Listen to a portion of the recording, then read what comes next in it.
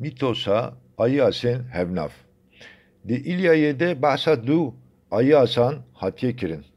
Ayase buçuk kure oleusiye uveki sereke lokrisyan beştare şere Troya'yı buye. Edinci Ayase mazine ukure telamoniye. Du kesayetin cudane lebeli melbümel şerkirine. Homeros vuha basavi efkari avantke. Ayase çelenk ilave oleusi Ayase lave telamoni tivcari bitene naile.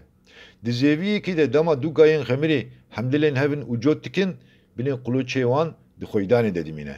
Dama jisereki diçin seredin tene nires kalkiri wan jev cudadke.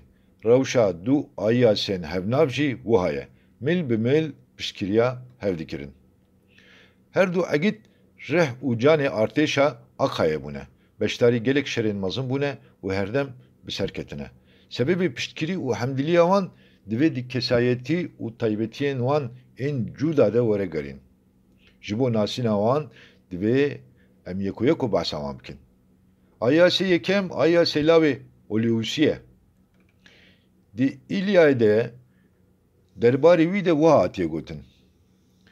Serdarê Lokrisyan Ayase lave oleusiye bejnû bala wî nemîna Ayase lave telamoniye. Kam kurt e zirxekî çak li xwe kiriye. Zilamekî hûrik û bejin kurt e. Lêbelê ji hemû Helenî û Akhaiyan çêtir rima xwe bikar dihîne.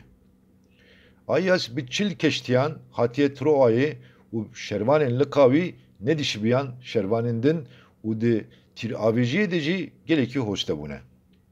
Ayas amadeye ku bi serê xwe jî derkeve pêşberî Hektor û li dijî wî şer bike. Li tenişta keştiyan gelekî li ber xwe dide. Alîkariya rizgarkirina Patroklosê dilgirtiyê Troyûyan jî kiriye.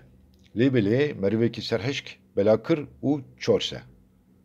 Di dema pêşbirka Erebeyan de ku ji bo termê Patroklosî amade kiribûn bela xwe li Îdomenesî dide. Sereke girîtiyan jî derheqê wî de wiha gotiye.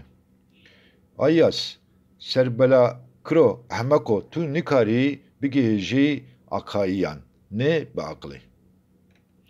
Akîlewis dikeve navbera wan û wan li hev tîne. Lêbelê serhişkî û belakiriya wî piştre bûne bela serê wî. Ayasê duyem Ayase lave telamoniye. Ayase lave telamonî bi duwazdeh keştiyan beşdarê şerê Troayê bûye û piştî Akîlewisî mîna şervanê herî mêrxas hatiye nasîn. Bejnû bala wî naşibe Ayase biçûk. Navê keleha Akhaiyan li Ayase lave telamonî kirine. Di şerê Troayê de Priamos dema wî li ser bedenên kelehê dibîne wiha bang li Helenê dike. Gelo ew kî ye? Ew Akhayiyê din ew ê esîl û mêrxasê qiras e. Binêre bê çawa Argosyan li dû xwe dihêle. Helen jî dibêje ew mêrxas Ayasê leheng e. Di berhema İlyadayê de Ayase lave Telamon mêrxasekî navdar e û di gelek efsaneyan de jî behsa wî tê kirin.